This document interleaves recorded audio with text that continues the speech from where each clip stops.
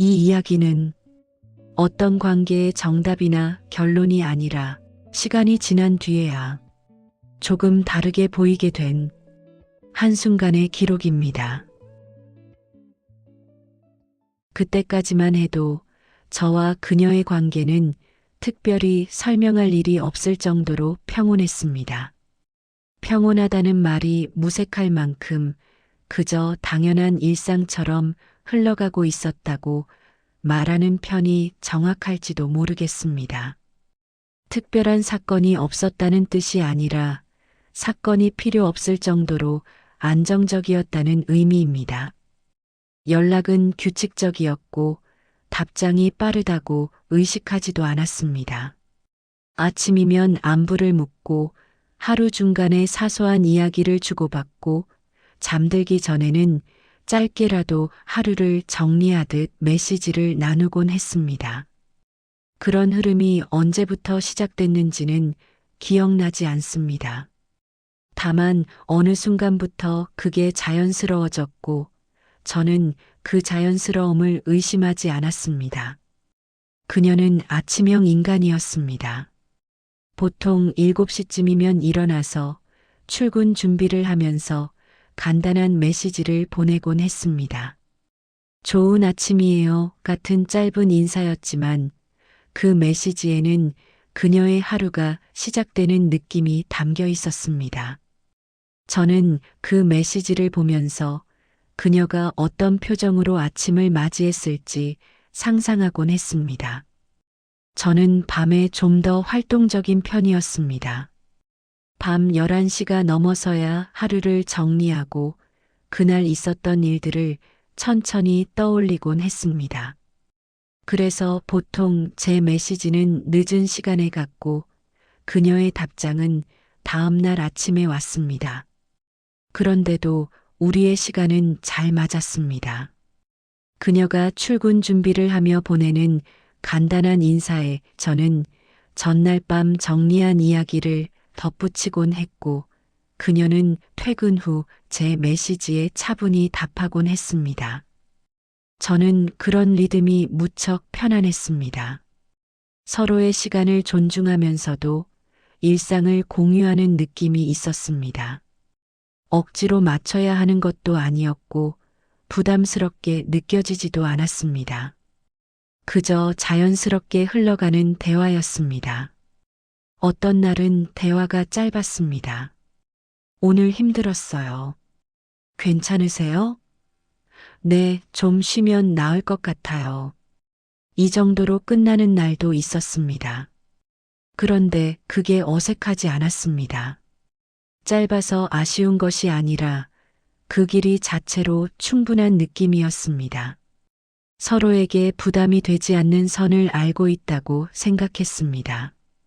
말을 많이 하지 않아도 상대가 어떤 상태인지 느낄 수 있었고 그게 관계의 깊이라고 믿었습니다. 그녀는 일상적인 것들을 자주 이야기했습니다. 오늘 점심에 먹은 음식, 퇴근길에 본 가게, 집 근처에 새로 생긴 카페. 저는 그런 이야기를 읽으면서 그녀의 하루를 조금씩 그려보곤 했습니다. 어디쯤에서 점심을 먹었을지, 어떤 표정으로 퇴근길을 걸었을지, 그런 상상이 재미있었고 그녀와의 거리가 가깝다고 느꼈던 이유 중 하나였을 겁니다. 저도 비슷했습니다. 제 하루를 그대로 풀어놓지는 않았지만 인상 깊었던 순간들을 간단히 공유했습니다. 오늘 퇴근길에 노을이 예뻤어요. 같은 말들이었습니다. 그러면 그녀는 저도 봤어요. 정말 예뻤죠라고 답하곤 했습니다. 같은 시간, 다른 장소에서 같은 하늘을 본 것 같은 느낌이 들었습니다. 그런 작은 공유가 쌓이면서 우리는 서로의 일상에 자연스럽게 스며들어 있었습니다. 적어도 그때의 저는 이 관계가 당분간 흔들릴 이유는 없다고 느꼈던 것 같습니다. 특별히 극적인 일이 있어야만 관계가 변한다고 생각했던 건 아닙니다. 그보다는 지금의 균형이 견고하다고 믿었던 것 같습니다. 이런 일상이 계속될 거라는 막연한 기대가 있었습니다. 그 기대에는 근거가 없었지만 그때는 근거가 필요하다고 생각하지 않았습니다. 그 시절을 돌아보면 그때의 저는 관계를 너무 정적으로 이해하고 있었던 것 같기도 합니다. 관계가 계속 같은 모습일 거라고, 같은 온도를 유지할 거라고 근거 없이 믿고 있었던 겁니다. 변화는 언제나 외부에서 온다고 생각했습니다. 누군가 잘못을 하거나 큰 사건이 생기거나 명확한 이유가 있어야 관계가 흔들린다고 믿었습니다. 하지만 관계는 그렇게 단순하지 않았습니다. 작은 변화들이 쌓이면서 어느 순간 다른 모습이 되어 있을 수 있다는 걸 그때는 몰랐습니다. 그게 얼마나 섣부른 생각이었는지는 조금 뒤에야 알게 되었습니다. 그날도 특별한 일은 아니었습니다. 저는 평소처럼 그녀에게 메시지를 보냈습니다. 시간은 저녁 6시쯤이었던 것 같습니다. 퇴근 시간쯤이어서 그녀가 집에 돌아가는 중이거나 혹은 막 도착했을 거라고 생각했습니다. 보통 이 시간이면 그녀는 지하철 안에 있거나 집 근처 편의점에 들러 간단한 걸 사고 있을 시간이었습니다. 내용 역시 평범했습니다. 오늘은 좀 어땠어요? 라는 늘 하던 질문이었습니다. 거창한 대화를 기대한 건 아니었습니다. 그저 하루가 어땠는지, 괜찮았는지 정도를 묻고 싶었을 뿐입니다. 그녀가 피곤해 보이면 오늘은 푹 쉬세요 라고 말하고 괜찮아 보이면 조금 더 이야기를 나눌 생각이었습니다. 평소와 다를 것 없는 하루의 시작이라고 생각했습니다. 그런데 답장이 바로 오지 않았습니다. 처음에는 대수롭지 않게 넘겼습니다. 일이 바쁘겠거니 회의 중일 수도 있겠거니 생각했습니다. 실제로 그녀는 가끔 저녁 시간에도 일 때문에 정신없는 날이 있었습니다. 특히 월말이나 프로젝트 마감 전에는 야근을 하는 경우도 있었고, 그럴 때는 답장이 늦어지는 게 자연스러웠습니다. 저는 그 정도로만 받아들이고 휴대폰을 내려놓았습니다. 1시간쯤 지났을까요? 여전히 답장은 없었습니다. 그때부터 조금씩 신경이 쓰이기 시작했습니다. 평소 같았으면 이미 답장이 와 있을 시간이었으니까요. 저는 다시 메시지를 확인했지만 읽은 표시도 없었습니다. 아직 확인조차 하지 않은 건지 아니면 읽고도 답하지 않은 건지 알 수 없었습니다. 저는 괜히 다른 일을 하려고 했습니다. TV를 켜보기도 하고 책을 펼쳐보기도 했습니다. 하지만 집중이 되지 않았습니다. 자꾸 휴대폰에 시선이 갔고 화면을 켜서 확인하는 횟수가 늘어났습니다. 그럴 때마다 변화는 없었습니다. 여전히 읽지 않은 상태였습니다. 2시간이 지나고 3시간이 지났습니다. 저는 이제 뭔가 이상하다고 느끼기 시작했습니다. 평소에는 이렇게까지 늦어진 적이 없었으니까요. 혹시 무슨 일이 생긴 건 아닐까 하는 걱정도 들었습니다. 하지만 다시 메시지를 보내기에는 부담스러웠습니다.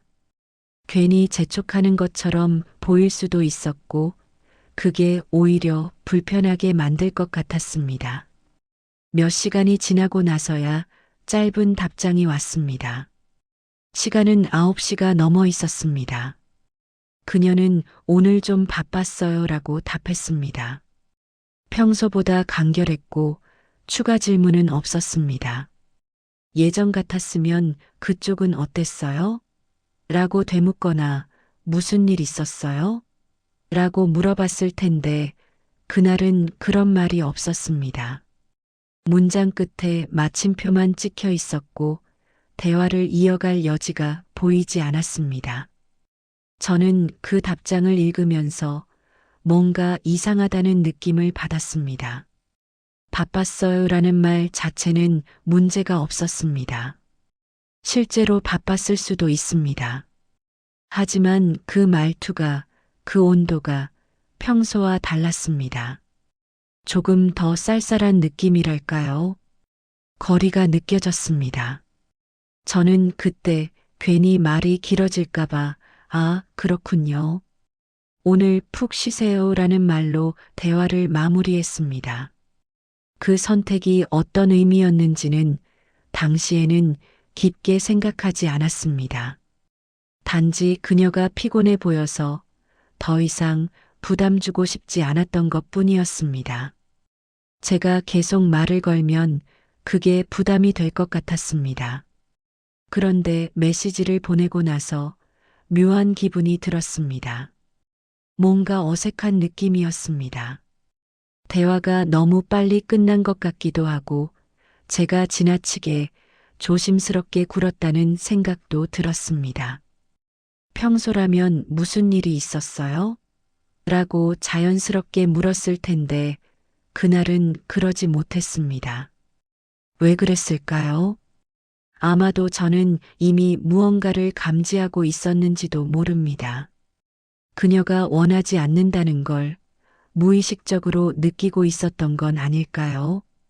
그날 밤 저는 잠들기 전에 몇 번이나 휴대폰을 확인했습니다. 혹시 그녀가 다시 메시지를 보냈을까 하는 기대였습니다. 하지만 추가 연락은 없었습니다. 저는 그게 별일 아닐 거라고 스스로를 납득시키며 잠들었습니다.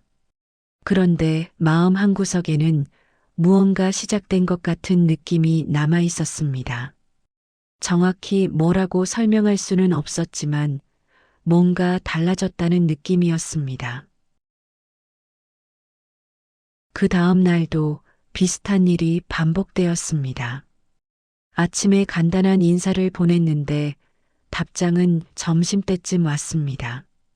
전날처럼 짧았고 문장은 더 간결했습니다. 잘 지내요라는 세 글자가 전부였습니다. 평소 같았으면 어젯밤 잘 주무셨어요?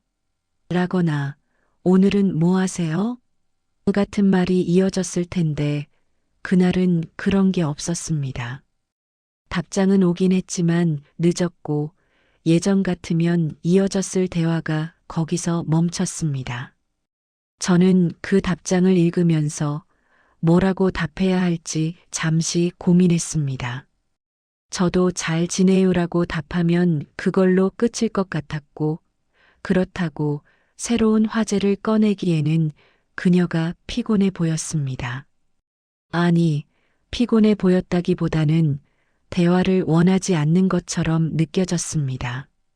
결국 저는 다행이네요 라고만 답했습니다. 그리고 그 메시지를 보내고 나서 다시 묘한 공허함이 밀려왔습니다. 이게 대화인가 싶은 생각도 들었습니다. 서로 형식적인 말만 주고받는 것 같았습니다. 예전에는 이 정도 짧은 대화에서도 온기가 느껴졌는데 이제는 그게 없었습니다. 단어는 같았지만 그 안에 담긴 감정이 달라진 느낌이었습니다. 저는 스스로에게 이유를 붙이기 시작했습니다. 제가 무심한 말을 한 건 아니었는지, 혹시 그날의 제 말투가 상처가 되었는지 생각했습니다. 최근의 대화들을 다시 떠올려 봤습니다. 혹시 제가 너무 자주 물어본 건 아닐까? 아니면 관심이 지나쳤던 건 아닐까? 그런 생각들이 머릿속을 맴돌았습니다. 며칠 전 대화를 다시 읽어봤습니다. 그녀가 피곤하다고 했을 때 저는 힘내세요라고 말했습니다. 그게 잘못된 건 아니지만 어쩌면 그녀는 위로가 아니라 공감을 원했을 수도 있습니다. 많이 힘드시겠어요라고 말했어야 했을까요? 아니면 제가 뭐 도와드릴 수 있는 게 있을까요? 라고 물었어야 했을까요? 그런 생각을 하다 보니 제 모든 말들이 부족해 보였습니다. 충분히 세심하지 못했고, 충분히 이해하지 못했고, 충분히 가까이 있어주지 못했다는 생각이 들었습니다. 그래서 한 번은 조심스럽게 물었습니다. 혹시 제가 불편하게 한 건 없었나요? 그 메시지를 보내고 나서 저는 답장을 기다리는 동안 내내 긴장했습니다. 어떤 대답이 올지 예상할 수 없었습니다. 그녀는 몇 시간 후에 답했습니다. 아니요, 괜찮아요. 요즘 좀 바빠서 그래요. 정말 괜찮다는 말이었을 수도 있고, 그렇게 말하고 싶었던 것일 수도 있습니다. 그때의 저는 그 대답을 그대로 받아들이기로 했습니다. 더 파고들면 오히려 부담이 될 것 같았습니다. 그녀가 괜찮다고 하는데 제가 계속 물어보는 건 그녀를 의심하는 것처럼 보일 수도 있었습니다. 하지만 마음이 완전히 편해지지는 않았습니다. 바빠서라는 말이 사실일 수도 있지만 동시에 핑계처럼 들리기도 했습니다. 저는 그 경계를 알 수 없었습니다. 그녀가 정말 바쁜 건지 아니면 저와의 대화가 부담스러워진 건지 둘 다일 수도 있었고 아예 다른 이유일 수도 있었습니다.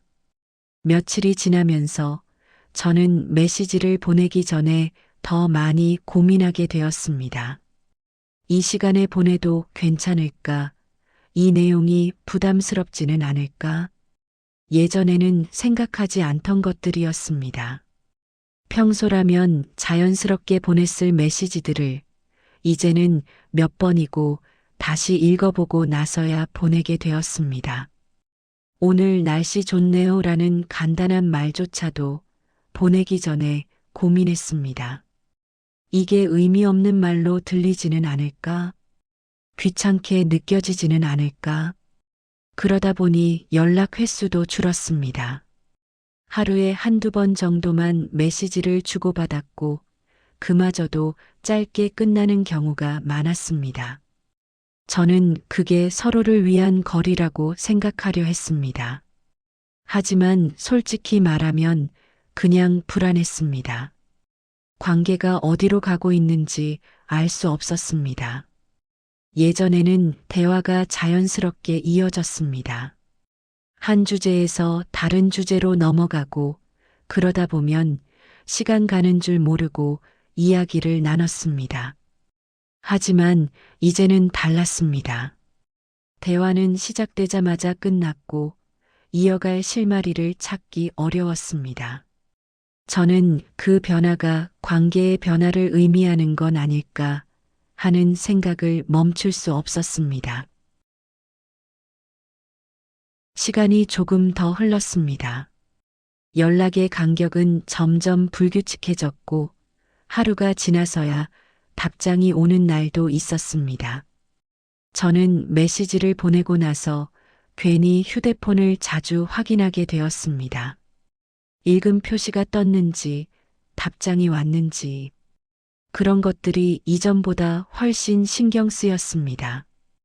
휴대폰을 멀리 두려고 노력했지만 결국 몇 분 지나지 않아 다시 확인하곤 했습니다. 예전에는 생각하지 않던 것들을 생각했습니다. 내가 너무 자주 연락하는 건 아닐지, 아니면 이미 그녀의 일상에서 내 비중이 달라진 건 아닐지, 그런 생각들이 점점 커졌습니다. 그리고 그런 생각을 하는 제 자신이 초라하게 느껴지기도 했습니다. 답장 하나에 이렇게까지 신경 쓰는 게 너무 집착하는 것처럼 보였습니다. 어느 날 저녁, 저는 그녀에게 간단한 질문을 보냈습니다. 요즘 어떻게 지내세요? 별다른 의도는 없었습니다. 그저 안부가 궁금했을 뿐입니다. 하지만 답장은 다음 날 오후에야 왔습니다. 잘 지내요라는 짧은 대답이었습니다. 하루가 지나서 온 답장치고는 너무 간결했습니다. 저는 그 답장을 보면서 뭐라고 할 말을 찾지 못했습니다. 다행이네요라고 답할 수도 있었지만 그러면 또 거기서 대화가 끝날 게 뻔했습니다. 그렇다고 다른 이야기를 꺼내기에는 그녀가 관심이 없어 보였습니다. 결국 저는 답장을 하지 않았습니다. 그게 나을 것 같았습니다. 억지로 대화를 이어가는 것보다 여기서 멈추는 게 서로에게 편할 것 같았습니다. 그날 이후로 저는 먼저 연락하는 횟수를 줄였습니다. 일부러 그런 건 아니었습니다. 단지 메시지를 보낼 때마다 이게 부담이 되지는 않을까 하는 생각이 먼저 들었기 때문입니다.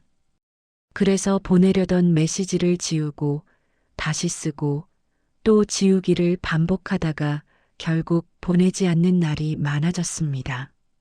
문장을 쓰고 읽어보고 지우는 과정이 반복되었습니다. 오늘 날씨 좋네요라고 쓰다가 이게 무슨 의미가 있나 싶어서 지웠습니다. 요즘 어떠세요라고 쓰다가 어제도 물어봤는데 또 물어보는 게 이상해 보여서 지웠습니다. 혹시 시간 되시면 연락 주세요라고 쓰다가 이게 너무 수동적으로 보여서 지웠습니다. 그렇게 메시지를 작성하고 지우기를 몇 번이나 반복하다 보면 결국 아무것도 보내지 않게 되었습니다. 그리고 그렇게 보내지 않은 메시지들이 쌓이면서 저는 점점 더 말을 아끼게 되었습니다. 그녀는 여전히 예의 바랐습니다. 제가 메시지를 보내면 답은 했습니다. 무시하거나 차갑게 대하거나 하지는 않았습니다. 하지만 어딘가 거리가 느껴졌습니다. 문장은 짧았고 감정의 온도는 낮았습니다. 그 거리가 실제였는지 제가 만들어낸 감각이었는지는 지금도 정확히는 잘 모르겠습니다. 어쩌면 둘 다였을 수도 있습니다. 가끔은 그녀가 먼저 연락을 해올 때도 있었습니다. 그럴 때면 저는 안도했습니다. 아직 끝난 건 아니구나 하는 생각에 조금 안심했습니다. 하지만 그 메시지들도 예전과는 달랐습니다. 오늘 날씨 좋네요라거나 잘 지내시죠? 같은 형식적인 느낌의 말들이었습니다. 무언가를 나누려는 의도보다는 의무적으로 보내는 것 같은 느낌이었습니다. 저는 그런 메시지에 어떻게 답해야 할지 고민했습니다. 진지하게 답하면 과한 것 같았고 가볍게 답하면 무성의해 보일 것 같았습니다. 결국 중간쯤의 온도로 답했지만 그 답장들이 만족스럽지는 않았습니다. 뭔가 어긋나 있는 느낌이었습니다. 제가 원하는 대화와 그녀가 원하는 대화가 다른 것 같았습니다. 어느 순간부터 저는 그녀와의 대화를 기대하지 않게 되었습니다. 연락이 오면 답은 했지만 그 이상을 바라지 않았습니다. 더 깊은 이야기를 나누고 싶다는 생각도 관계를 회복하고 싶다는 의지도 점점 희미해졌습니다. 그저 현상을 유지하는 것만으로도 충분하다고 스스로를 설득했습니다. 그런데 그렇게 생각하면 할수록 마음 한구석이 더 텅 비는 느낌이었습니다. 이게 맞는 건지, 이게 최선인지 저는 확신할 수 없었습니다. 다만 다른 방법을 찾을 여력도 용기도 없었습니다. 그래서 그냥 시간이 지나기를 기다렸습니다. 시간이 해결해 주기를 아니면 적어도 이 불편함을 무뎌지게 만들어 주기를 바랐습니다. 시간이 흐르고 나서야 그 시기를 조금 떨어져서 보게 되었습니다. 당시에는 보이지 않던 것들이 거리를 두고 나니 조금씩 보이기 시작했습니다. 그때는 감정에 휩싸여 있어서 객관적으로 볼 수 없었지만 이제는 조금 더 차분하게 돌아볼 수 있게 되었습니다. 그때의 저는 답장의 속도를 관계의 온도로 해석하고 있었던 것 같습니다. 느려진 답장 하나에 여러 의미를 겹쳐놓고 있었을지도 모릅니다. 빠른 답장은 관심의 증거이고 늦은 답장은 무관심의 신호라고 그렇게 단순하게 나눠서 생각했던 겁니다. 하지만 지금 돌아보면 그게 전부는 아니었을 것 같습니다. 그녀에게는 그저 다른 기준의 시간이 있었을 수도 있었겠다는 생각도 듭니다. 제가 중요하게 여겼던 리듬과 그녀가 중요하게 여겼던 리듬이 처음부터 같지 않았을 수도 있었을 것 같습니다. 저에게는 즉각적인 응답이 관심의 표현이었지만 그녀에게는 다른 방식이 더 중요했을 수도 있습니다. 저는 연락의 빈도와 속도를 중요하게 생각했습니다. 규칙적인 연락이 관계를 지탱한다고 믿었습니다. 하지만 그녀는 달랐을 수도 있습니다. 어쩌면 그녀에게는 깊이가 더 중요했을 수도 있고 혹은 연락의 형식보다 실제 만남이 더 의미 있었을 수도 있습니다. 그때는 그렇게 생각하지 못했습니다. 제 기준만이 유일한 기준이라고 믿었던 것 같습니다. 답장이 늦어지는 것을 두고 저는 그녀가 저를 멀리하고 있다고 해석했습니다. 하지만 실제로는 그녀가 단지 바빴거나 혹은 메시지에 답하는 것보다 더 급한 일이 있었을 수도 있습니다. 아니면 대화의 흐름이 어색해서 뭐라고 답해야 할지 고민하다가 시간이 지났을 수도 있습니다. 그런 가능성들을 그때는 생각하지 못했습니다. 저는 제 불안에만 집중했고 그녀의 상황을 상상하지 못했습니다. 그게 관계를 더 어렵게 만들었을지도 모릅니다. 저는 그녀의 짧은 답장을 냉담함으로 읽었지만 어쩌면 그녀는 단지 피곤했거나 표현이 서툴렀을 뿐일 수도 있습니다. 아니면 저와 비슷하게 어떻게 대화를 이어가야 할지 몰라서 망설이고 있었을 수도 있습니다. 시간이 지나고 나서 저는 그때의 제 모습을 돌아보게 되었습니다. 조금 더 여유를 가졌더라면 어땠을까? 답장이 늦어도 그걸 당연하게 받아들였더라면. 그녀에게 괜찮아요. 바쁘시면 천천히 답해주세요라고 말했더라면. 그랬다면 관계가 달라졌을까요? 아니면 이미 그 시점에서 관계는 변해 있었고 제가 무엇을 했든 결과는 같았을까요? 그것도 알 수 없습니다. 다만 분명한 건 그때의 저는 불안했고 그 불안이 관계를 더 조심스럽게 만들었다는 것입니다. 그리고 그 조심스러움이 역설적으로 관계를 더 멀어지게 만들었을 수도 있습니다. 불안은 확신을 지웁니다. 저는 그녀가 저를 어떻게 생각하는지 확신할 수 없었고, 그래서 모든 행동을 조심스럽게 했습니다. 하지만 조심스러움이 때로는 거리를 만든다는 것도 그때는 몰랐습니다. 저는 부담을 주지 않으려고 물러섰지만 어쩌면 그 물러섬이 오히려 그녀를 혼란스럽게 했을 수도 있습니다. 왜 갑자기 연락이 줄었지? 내가 뭘 잘못한 걸까? 그녀도 그런 생각을 했을 수도 있습니다. 그때로 돌아갈 수 있다면 저는 조금 더 솔직했을 것 같습니다. 요즘 답장이 늦어서 조금 불안해요라고 말했을지도 모릅니다. 그랬다면 그녀도 설명할 기회가 있었을 겁니다. 미안해요. 요즘 정말 바빠서 그래요. 신경 쓰이게 해서 죄송해요라고 말할 수 있었을 겁니다. 아니면 저도 요즘 대화가 어색하게 느껴져서 어떻게 해야 할지 모르겠어요 라고 솔직하게 말했을 수도 있습니다. 하지만 그때의 저는 그런 말을 꺼내는 게 너무 무거워 보였습니다. 그래서 참았습니다. 그리고 그 침묵이 관계를 더 멀게 했습니다. 말하지 않은 것들이 쌓이면서 서로 사이에 보이지 않는 벽이 생겼습니다. 그 벽은 점점 두꺼워졌고 어느 순간 넘기 어려워졌습니다. 지금 돌아보면 그때 제가 조금만 더 용기를 냈더라면 어땠을까 하는 아쉬움이 남습니다. 하지만 동시에 그때의 저는 그럴 수밖에 없었다는 것도 압니다. 불안한 사람은 확신을 갖기 어렵고 확신이 없으면 행동하기도 어렵습니다.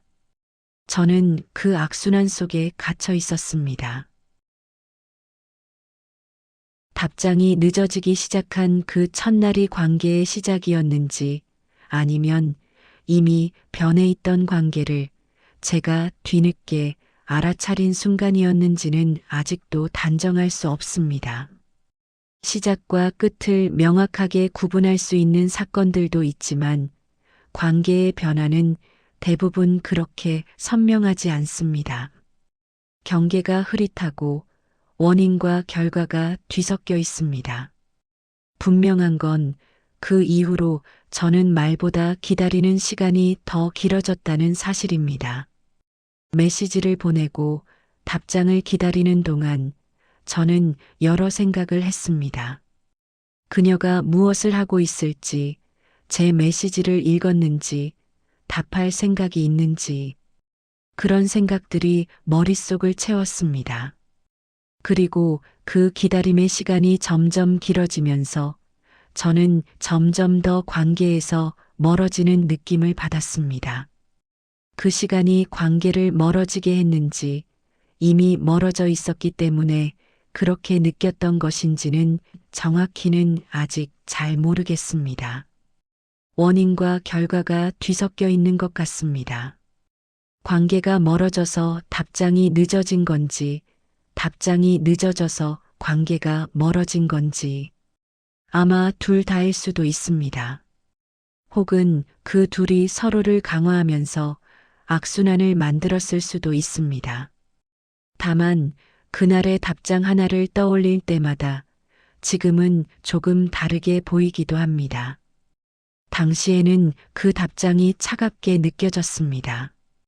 오늘 좀 바빴어요 라는 말이 거리를 두려는 신호처럼 들렸습니다.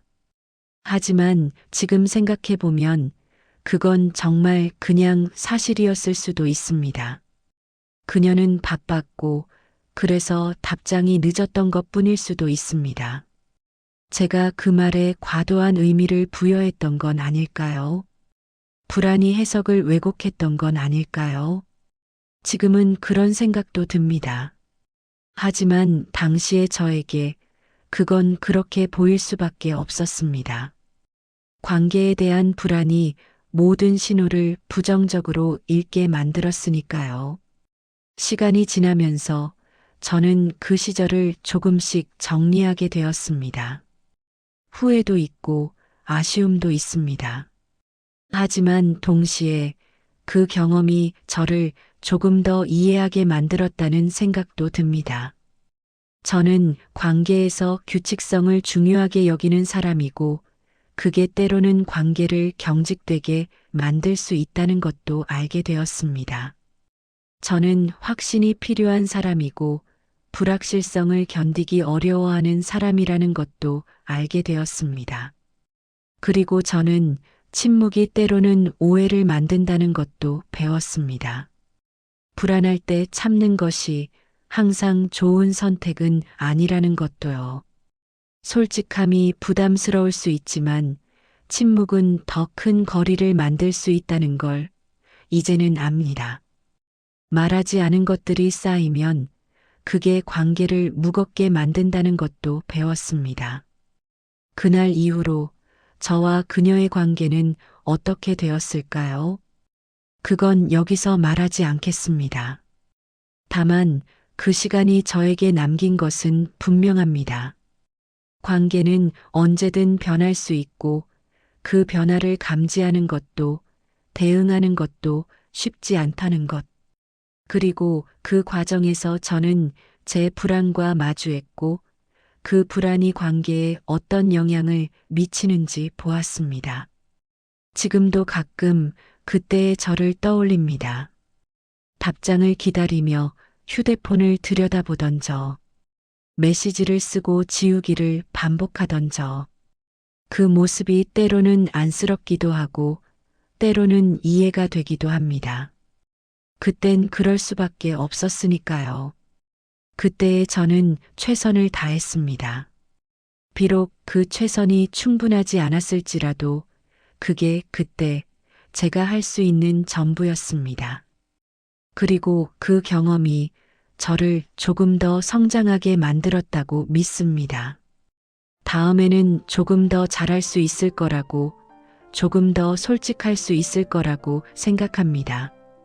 완벽하지는 않겠지만 적어도 같은 실수는 반복하지 않으려고 노력할 수 있을 것 같습니다. 그때는 그저 지나간 일이라고 생각했지만 지금은 조금 다른 모습으로 남아있는 기억이 되었습니다.